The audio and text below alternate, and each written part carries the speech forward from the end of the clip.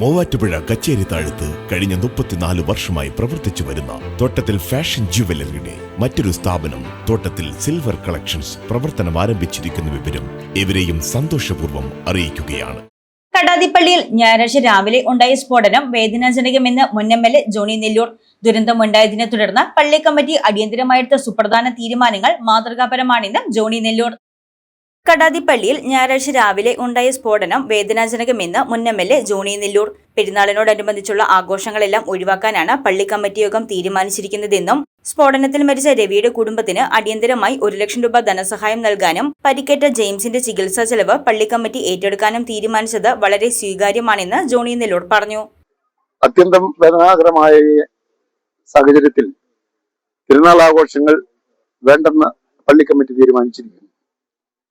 പെരുന്നാളിന്റെ ഭാഗമായി ആഘോഷങ്ങളില്ലാതെ ഒരു പ്രദക്ഷിണം മാത്രം നടത്തിക്കൊണ്ട് യാതൊരുവിധ ആർഭാടങ്ങളുമില്ലാതെ പെരുന്നാൾ കൊണ്ടാടുവാനാണ് ഇപ്പോൾ പള്ളി കമ്മിറ്റി തീരുമാനമെടുത്തിരിക്കുന്നത്. ഇന്ന് കൂടിയ പള്ളി കമ്മിറ്റി യോഗം വളരെ അടിയന്തരമായി ചേർന്ന യോഗത്തിൽ മരണപ്പെട്ട ആളുടെ റാക്കാട് സ്വദേശി ആയ രവി എന്ന് പറയുന്ന ഒരാളാണ്. ആ രവിയുടെ കുടുംബത്തിന് അടിയന്തരമായ 1 ലക്ഷം രൂപ നഷ്ടപരിഹാരം കൊടുക്കുവാനും പരിക്കേറ്റ ജെയിംസിന്റെ ചികിത്സാ ചെലവ് മുഴുവൻ പള്ളി കമ്മിറ്റി ഏറ്റെടുത്ത് നടത്തുവാനും തീരുമാനിച്ചിട്ടുണ്ട്.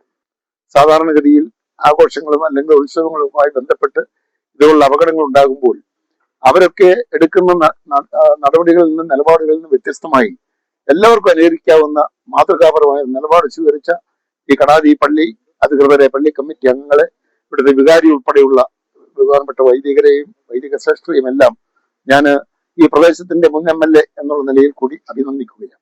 ദുരന്തമുണ്ടായതിനെ തുടർന്ന് വളരെ അടിയന്തരമായെടുത്ത സുപ്രധാന തീരുമാനങ്ങൾ മാതൃകാപരവും അനുകരണീയവുമാണെന്നും ജോണി നെല്ലൂർ കൂട്ടിച്ചേർത്തു. News desk Muvattupuzha news. Welcome to Vimalagiri International School, Muvattupuzha. Admissions are now open for the academic year 2026-2027 for pre-KG, LKG, UKG and 1 to 8 classes. Admissions are open for +1 classes also.